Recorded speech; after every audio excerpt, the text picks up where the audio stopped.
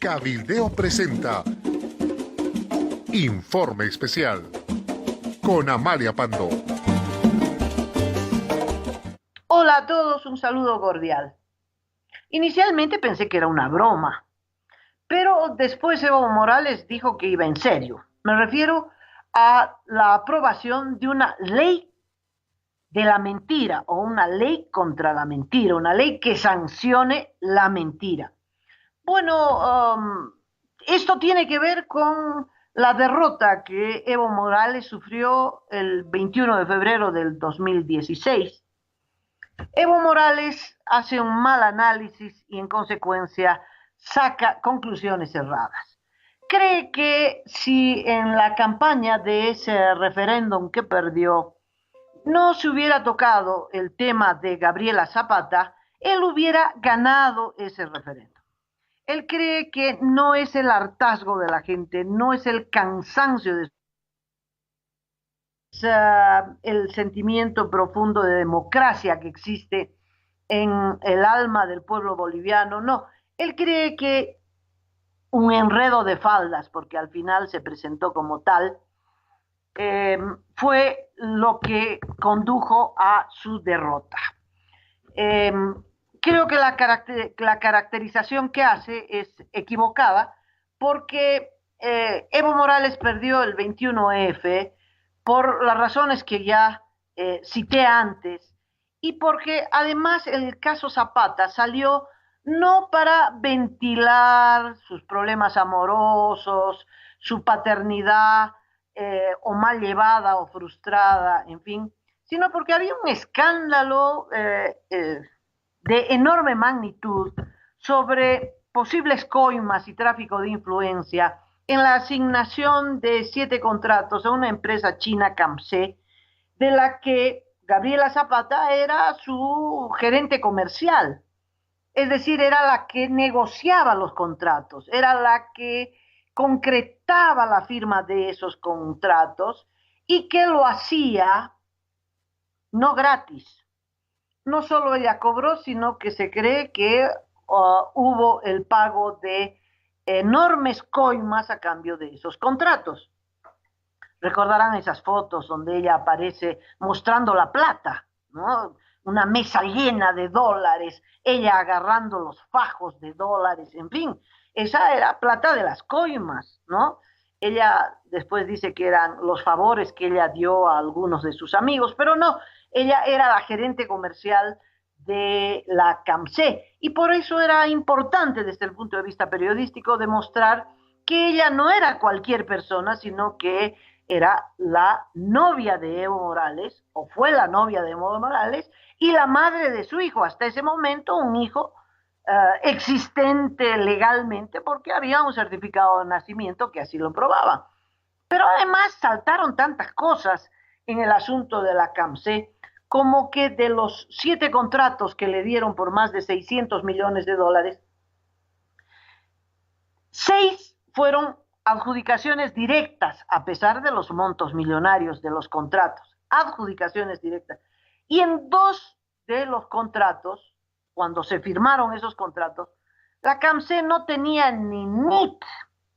Es decir, era una empresa sin dirección, sin registro en Fundempresas, sin NIT siquiera, sin NIT. Ya, con eso le digo todo, porque usted sabe que en nuestro país, para conseguir un contrato de provisión de puntabolas, cualquier empresa pública le pide su NIT como premisa número 1. Pues la CAMSE, que se adjudicó millones y millones, no tenía ni NIT en 2 de los contratos. Bueno, ese fue el escándalo, ese fue el asunto de fondo y que fue antes, durante y después el referéndum del 21 de febrero que Evo Morales perdió. Entonces, la conclusión básica de Evo Morales es: si yo voy a las elecciones del 2019, no quiero que aparezca otra Gabriela Zapata, no quiero que aparezcan otros contratos como los de la CAMSE, entonces voy a aprobar una ley contra la mentira, porque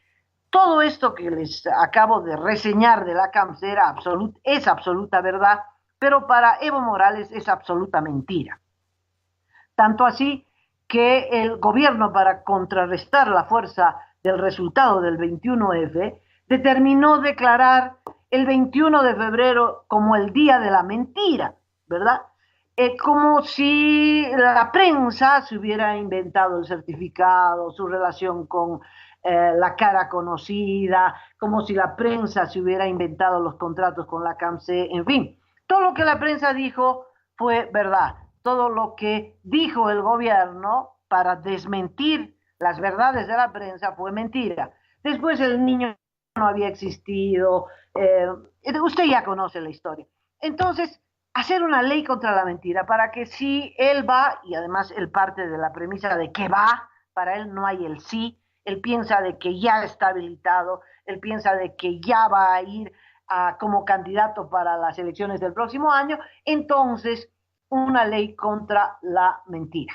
Es decir, cualquier denuncia de la prensa sobre soborno, sobre corrupción, sobre cualquier cosa que pueda afectar su campaña electoral, que pueda afectar negativamente, claro está, pues él le aplicará la ley de la mentira. ¿De dónde sale esta ley de la mentira? Eh, yo creo que de la experiencia ecuatoriana con Rafael Correa. En estos días, el actual presidente Lenín Moreno quiere revisar la ley que aprobó Rafael Correa, una ley que tiene que ver con la regulación de la actividad de la prensa, una ley que ha promovido en lo que duró el régimen de Correa más de 1.000 procesos contra medios y periodistas, exactamente 1.081 procesos, de los cuales salieron como culpables 675 casos hasta junio del 2017. Esa ley fue aprobada en junio del 2013 y con esa ley Correa habría procesos administrativos y aplicaba sanciones económicas. Uno de los periodistas muy conocido en el Ecuador, Enrique Rosales del Universo, fue sancionado con $1 millón por haber publicado una nota sobre el hermano mayor. El hermano mayor era el hermano de Correa, que se había adjudicado muchísimos contratos del Estado. Y bueno, y como él, muchísimos otros periódicos como El Universo, a Correa no le gustó el titular que publicó el periódico y le puso una sanción de $300.000. En el Ecuador, cuando Rafael Correa asumió el gobierno, había solo un medio de comunicación estatal, la Radio Nacional del Ecuador, una radio AM que tenía 40 años de existencia, como en nuestro país Radio Illimani. Bueno, ya para el 2011, Rafael Correa se había rodeado de una veintena de medios de comunicación, o que él creó, o que él compró, o que simplemente expropió. Y con esa veintena de medios de comunicación hizo la campaña millonaria, igual que acá, gastó millones y millones de publicidad para promover las obras de su gobierno y acallar a la oposición. Pero aquellos medios que no pudo comprar y que no pudo acallar y que a pesar de la pauta publicitaria que no les dio y que quería asfixiarlos económicamente, igual sobrevivieron, pues le aplicaba esta, no se llamaba ley de la mentira, pero es la ley de la mentira que Evo Morales quiere aprobar. Y entonces no le gustaba el titular, no le gustaba la caricatura que se publicaba en el periódico, el comentario, el editorial, en fin, cualquier cosa le aplicaba una multa, como le digo, 675 sanciones a medios y periodistas. Y claro, después de la promulgación de esa ley y de su aplicación, ¿qué es lo que entra en existencia? Pues la autocensura. Ya el periodista dice, bueno, aquí yo tengo la primicia, aquí tengo el documento de que roban, no roban, etcétera. Mejor lo publico, me voy a meter en un lío, no tengo abogado, me van a decir que tengo que pagar no sé cuántos miles de dólares que no tengo, en fin. Yo creo que Evo Morales quiere ir un poquito más lejos, no solo quiere plantar multas, sino quiere meter a la cárcel a todo aquel que le agüe su campaña electoral. Y ese es el objetivo de la ley de la mentira. Bueno, la ley de la mentira está muy vinculada, por supuesto, a la posibilidad que él considera un hecho de que él candidatee en las próximas elecciones. En una muy buena entrevista que le hizo el periódico cruceño El Deber, Evo Morales eh, dice que va a lanzar esta ley de la mentira y por otra parte revela que él se reunió con el Tribunal Supremo Electoral en su casa y que en esa reunión pues aprobaron, no sé si aprobaron, pero discutieron el tema de las primarias, que es la esencia de la nueva ley electoral que fue elaborada por el Tribunal Supremo Electoral. Este proyecto de ley fue remitido al Parlamento y en el Parlamento ya está aprobado y está próximo a ser promulgado por el presidente Evo Morales. ¿Por qué Evo Morales embadurna al Tribunal Supremo Electoral? Yo creo que lo hace para desprestigiarlo después de dos acontecimientos. Uno, cuando el Parlamento está aprobando a toda máquina esa nueva ley de organización de partidos políticos, el Tribunal Electoral saca un comunicado y dice, mire, ese proyecto que están aprobando no es el nuestro, lo han cambiado. Segundo, el cronograma que están aprobando no es el nuestro. Ese cronograma es difícil de cumplir, es muy ajustado en las fechas. Nosotros nunca pensamos hacer primarias para estas elecciones del 2019, sino que iba a ser un proceso que entre en vigencia de manera paulatina, de tal modo que no es lo que están aprobando en el Parlamento.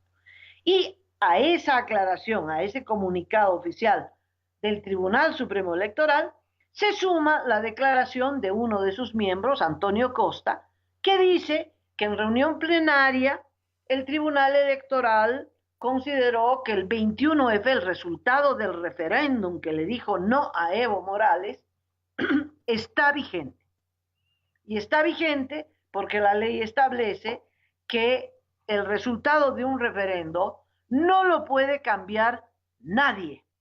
No hay forma de modificar el resultado de un referendo, porque el referéndum es la voz mayoritaria del soberano. ¿Y quién gobierna en el país? De acuerdo a la Constitución, el soberano. ¿Y quién es el soberano?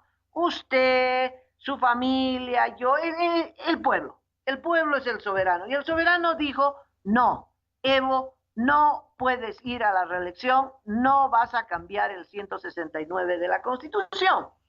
Pues, y eso es lo que dice, esto es lo que le recordó Antonio Costa, muy breve, como de pasadita, pero se lo recordó. Lo que significa que el fallo del Tribunal Constitucional, un fallo que ya estaba redactado cuando lo presentaron, es un fallo chuto, no sirve, ¿no? Porque además está aprobado por un tribunal que no es probo, que no es independiente y que vergonzosamente los 6 miembros que votaron este fallo inconstitucional que modifica la Constitución, que dice que no es aplicable la Constitución en esta materia, está recibiendo prebendas paulatinamente. Uno de ellos ya es embajador, el otro es candidato a fiscal general, seguramente será el próximo fiscal general, y así los 6 recibirán su paga por el fallo que emitieron. Pero es un fallo que ese sí que es inaplicable. Lo único aplicable acá es el 21F. ¿Por qué? Porque la ley, la Constitución dice que el resultado de un referéndum no lo puede modificar nada ni nadie. Y Antonio Costa del Tribunal Supremo Electoral eso se lo recordó públicamente a Evo Morales. Y entonces Evo Morales opta por embadurnarlos, ¿no? Y dice, pero si estos se han reunido conmigo en mi casa, pero no dice, no llega a decir en mi casa me han garantizado de que yo voy a entrar a las primarias. No, lo único que dice que en su casa discutieron este proyecto de ley, el que presentó el Tribunal Supremo Electoral al Parlamento, y que en el Parlamento lo modificaron de acuerdo a los intereses de Evo Morales. Bueno, abro un paréntesis sobre las primarias, porque hablamos de primarias y no todos entendemos lo que son las primarias, y no lo entendemos porque es una, una práctica que muy novedosa, vieja en otros países como la Argentina, pero acá el Tribunal Supremo Electoral introduce las primarias como un mecanismo de democratización de los partidos. A ver, las primarias son, primero, no son elecciones generales, las primarias son elecciones internas dentro de los partidos. Hasta ahora, los partidos que tienen cúpulas, a veces cúpulas que son eternas, partidos que a veces tienen dueños, son ellos, esas cúpulas y esos dueños de los partidos, esos jefazos en los partidos, los que deciden con quién se alían en las elecciones, los que deciden quién va a ser su candidato o quiénes van a integrar el binomio de su partido. Normalmente esto ha sido una decisión cupular. A veces participan las bases, a veces hay un congreso del partido donde se ratifica lo que ya ha decidido esa cúpula. Hay reunión del partido tal en el Cine México o en qué sé yo dónde, y allí proclaman al binomio. Eso usted lo ha visto, lo hemos visto cada vez que hay elecciones. Bueno, en esta ley se establece que los partidos ya no van a poder elegir sus binomios electorales de esa forma, sino que tienen que hacer elecciones internas. Y esta elección interna se llama primaria. Y es una elección controlada y organizada por el propio Tribunal Supremo Electoral. Por lo tanto, son elecciones en las que participan, primero, como votantes, los que van a elegir cuál va a ser el binomio del partido, los militantes de ese partido. Si usted no es militante de un partido, entonces no participa en la primaria. Se supone que cada partido que tiene carácter nacional tiene al menos 100,000 militantes, que es una cantidad enorme, ¿verdad? Que son las firmas que se requieren para legalizar un partido político. Entonces, el partido hace una elección con un mínimo de 100,000 participantes y se ponen urnas. En el partido hay varias candidaturas, varios binomios, binomio 1, 2, 3, todo dentro de un partido. Y los militantes de ese partido van a las urnas, al colegio electoral de siempre, y votan por el binomio 1, 2 de su partido, pero de manera simultánea, todos los partidos políticos eligen el mismo día su binomio. Eso es lo que ocurre en la Argentina, y en la Argentina sacaron la conclusión de que era muy costoso, que no valía la pena, en fin, están cuestionando esta ronda de primarias, que es una tradición en la Argentina, y de que aquí será muy novedoso pero inoperante, porque esto funciona cuando los partidos tienen una gran tradición, ¿verdad? Y en nuestra realidad hay un solo partido, que es el MAS, porque en 13 años de gobierno del MAS se ha dado la tarea de acabar con los partidos políticos, o los ha inhabilitado, o a sus dirigentes los ha metido presos, en fin, el MAS arrinconó tanto a los partidos de oposición que hay que reconstruirlos o armar otros, en fin, en ese proceso está la oposición. Y entonces, si hay primarias en enero, el único partido que está listo para hacer una elección interna dentro de su partido es el MAS, pero sin sorpresa, porque el MAS tendrá un solo binomio, que es Evo Morales Álvaro García Linera, un binomio aprobado en una reunión de los cocaleros, que son los que mandan, de tal modo que no habrá gran sorpresa.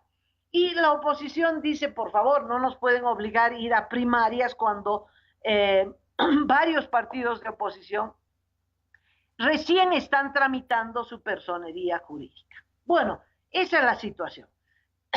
Entonces, volviendo a la ley de mentiras, resulta que eh, hay dos probabilidades. Una, que el Tribunal Electoral de acá a poco, es decir, antes de enero, y eso es de acá a poco, le diga a Evo Morales, sabe que no puede, no va a poder siempre. Usted no puede ser, no puede entrar a las primarias de su partido porque usted ya ha sido presidente por más de una gestión consecutiva, que es lo que dice la ley. Y el referendo del 21 de febrero ha dicho que no se puede modificar esa norma y por lo tanto usted no se habilita. ¿Ha pensado usted que esto pueda ocurrir? ¿Ha pensado eh, eh, en el más profundo delirio de que de pronto el Tribunal Electoral le diga no a Evo Morales? Bueno, se va a armar la de San Quintín, porque inmediatamente eh, las fuerzas oficialistas no querrán acatar una resolución de ese tipo del Tribunal Electoral, eh, cambiarán a los del Tribunal Electoral, posiblemente los procesen, los del Tribunal saben eso, eh, por ahí los cambian y el nuevo Tribunal Electoral diga, no, no, no, lo vamos a habilitar nomás. Usted se imagina el escándalo internacional, es decir, Evo Morales, por si alguien tenga dudas, pues quedaría absolutamente al descubierto y este cambio en la decisión valiente, legal del Tribunal Supremo Electoral provocaría pues una convulsión social impresionante. Y aunque Evo Morales vaya a la mala a las elecciones, iría como un dictador, como un tirano que está forzando la ley, que tumba al Tribunal Electoral. Es decir, en esas condiciones la posibilidad de ganar es, es muy poca, si es que no nula. Bueno, lo que muchos piensan es que esa es una posibilidad remota y que lo más probable es que el Tribunal Electoral le diga sí a Evo Morales y que buscando quién sabe qué argumento digan, bueno, esta besita más participa y entonces lo deje entrar a las primarias de su partido en enero, que es la forma de entrar y de habilitarse como candidato para las elecciones del 2019. Si eso ocurriera, bueno, no va a evitar la convulsión social porque habrá una indignación colectiva que se va a expresar en las calles y que después se va a expresar en las urnas. Pero ante esa posibilidad, ahí sí va a recurrir a la ley de la mentira. Para eso quiere la ley de la mentira. Ante la posibilidad de que el Tribunal Electoral lo admita para la elección primaria de su partido, de esa elección primaria va a salir ganador y por lo tanto luego ya está el Tribunal Electoral obligado a admitir ese binomio, Evo Morales, Álvaro García Linera, y ya se mete de lleno a la campaña electoral. Pero en esa campaña, o hay del periodista que diga, aquí hubo corrupción, aquí se robaron, estas empresas creadas dan déficit, es decir, toda la información que pueda afectar negativamente la imagen de Evo Morales, pues será o multado, que será lo de menos, o perseguido o encarcelado, en fin, y al principio van a ser más que duros porque intentan escarmentar a la prensa. Esperan que como en el Ecuador durante años opere la autocensura y que sea una campaña electoral sin Gabriela Zapatas, sin hijos que no sabemos si existen o no existen, sin la CAMSE, sin los bochornos de los contratos, donde nadie, ningún periodista se anime a criticar al régimen. Ese es el objetivo de la ley de la mentira, que como dije al principio a mí me parecía una broma, pero que va en serio, por si acaso el gobierno la va a aprobar. Esto va a provocar, claro, el rechazo y la manifestación de la prensa independiente en el país. Seremos pocos pero influyentes y vamos a recurrir a todos los organismos internacionales habidos y por haber para hacer valer el derecho a la libre expresión, el derecho a la libre información, que es el derecho de los derechos, porque a partir de la libertad de pensamiento, la libertad de expresión y de opinión, es que se generan todos los otros derechos, el derecho a la organización política, el derecho a la manifestación, el derecho a construir partidos políticos independientes a los del Estado, el derecho a participar en las elecciones, el derecho a ser elegido, etcétera, etcétera, etcétera. Pero parte de garantizar la libertad de pensamiento y la libertad de expresión. Para eso tiene que haber una prensa que no esté amordazada, tiene que haber una prensa que pueda denunciar al poder, porque para eso es la prensa, porque para hablar de espectáculos y de magníficas, en fin, para eso no se necesita una prensa, ¿no? Prensa se necesita para controlar el poder, prensa se necesita precisamente para escarbar lo más profundo del Estado y descubrir los actos de corrupción, porque la plata que se gastan y se tiran es plata del pueblo. Bueno, ese es el panorama que se ve hasta hoy. Estamos pendientes de una posible explicación del Tribunal Electoral.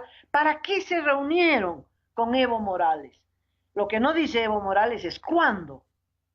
La información que a mí me han hecho llegar es que cuándo ocurrió antes de que el Tribunal Supremo Electoral enviara el proyecto de ley al Parlamento, o de manera paralela, cuando lo estaba por enviar al Parlamento, ya lo ha enviado, se reúne con Evo Morales para explicarle cuál es el contenido de esa ley.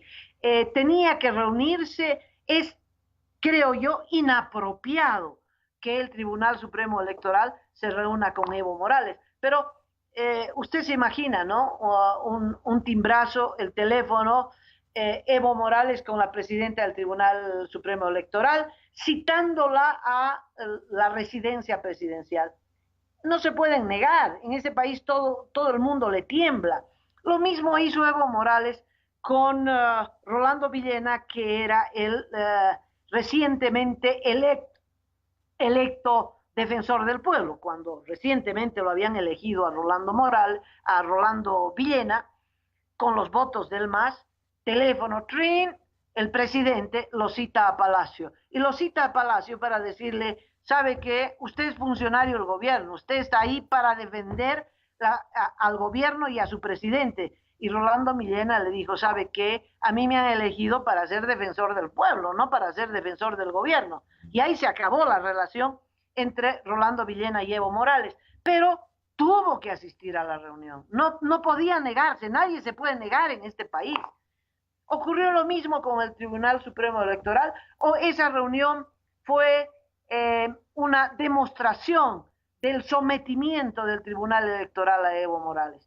Bueno, el Tribunal Electoral por el momento está guardando un silencio prudente, pero espero que en los próximos días se emita un comunicado aclaratorio de esa reunión. Por el momento es todo. Muchas gracias por el tiempo compartido. Le mando un abrazo y conmigo será hasta mañana. Cabildeo presentó Informe Especial con Amalia Pando.